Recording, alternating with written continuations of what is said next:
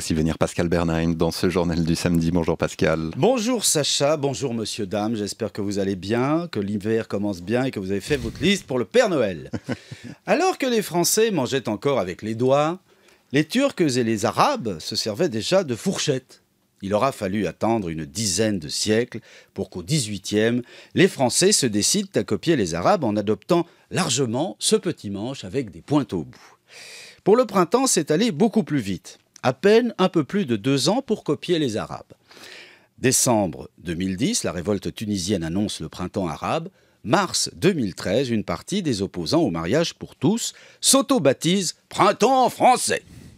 Au sud de la Méditerranée, le peuple veut la liberté. Au nord de la Méditerranée, les traditionalistes veulent la bafouer.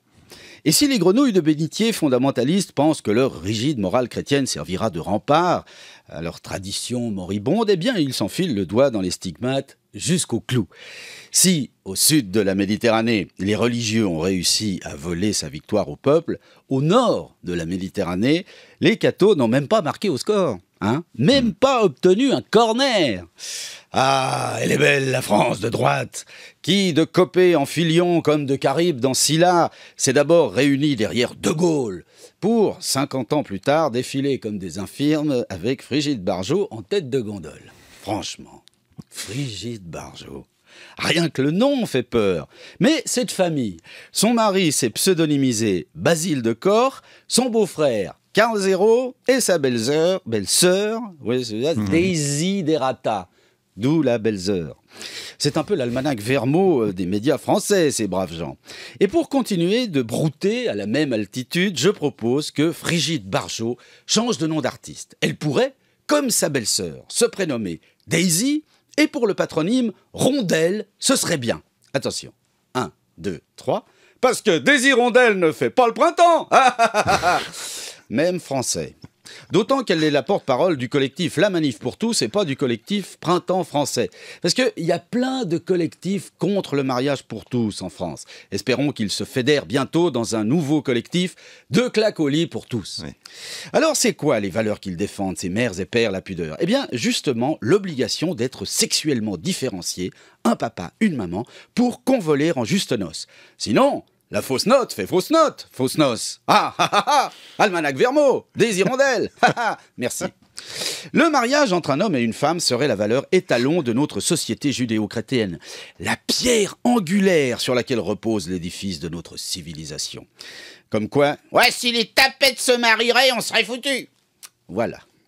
Mariage, famille, une maman et un papa pour tous. Dites-moi, mais comme le soulignait le philosophe Michel Serres, je cite, « Dans la Sainte Famille, le père n'est pas le père.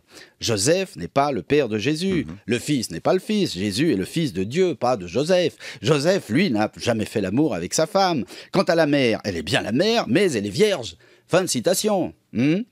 C'est presque... un couple avant-gardiste. C'est la Sainte Famille recomposée, cette histoire. Et si c'était vraiment ça qui fondait le combat des anti-mariages pour tous, on pourrait discuter et même se lancer dans de longues joutes théologiques. Mais non. C'est simplement que ces engoncés du bulbe ne supportent ni les lesbiennes, ni les pédés. Même si Brigitte Bardot a déclaré que si elle y était invitée, elle se rendrait au mariage d'une ou d'un de ses amis homosexuels.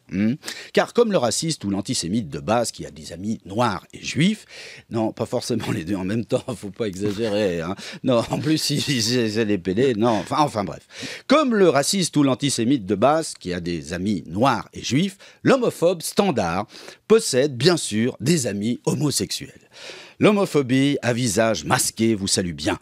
Il y en a qui doivent même pas être croyants dans le tas, mais même pas pour 2 ronds. Ils en profitent juste pour laisser la bride sur le cou de leur haine des homos et sous couvert de défendre les traditions, les homophobes s'en vont prendre l'air en famille le dimanche en gueulant dans la rue derrière leur nouvelle idole, Brigitte Bardot. Et quand on les regarde défiler, le regard habité par le vide, de génération en génération, eux qui se reproduisent dans les règles, on voit bien que c'est pas le mariage pour tous le problème. Non, le problème, c'est juste le mariage pour certains.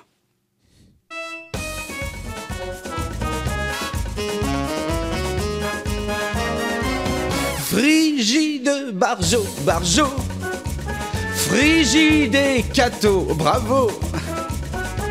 Aucune fille au monde se trompe de combat comme toi, Brigitte Bardot.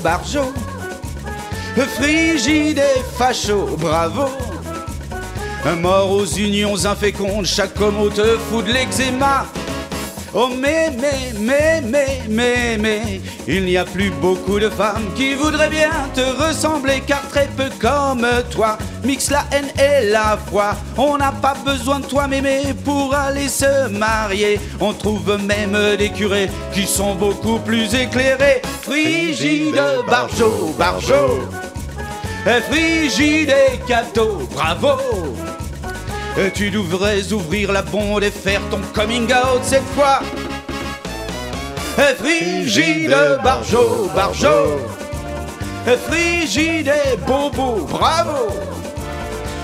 Tu veux conduire la fronde sur un chemin très étroit. Frigide, Barjot, frigide le bibelot, bravo. Tu fais fuir tout le monde, les homos comme les hétéros. Bravo de remettre l'église au milieu du village, Pascal Bernheim. Mais quel village! Merci pour cette chronique satirique à retrouver en vidéo pour voir les belles rayures de votre chemise. Ah non, vous n'en avez pas aujourd'hui. Non, pas aujourd'hui, non, pas pour faire clignoter les yeux. rts.ch/Bernheim. Merci Pascal. Bon week-end. Bon week-end à tous.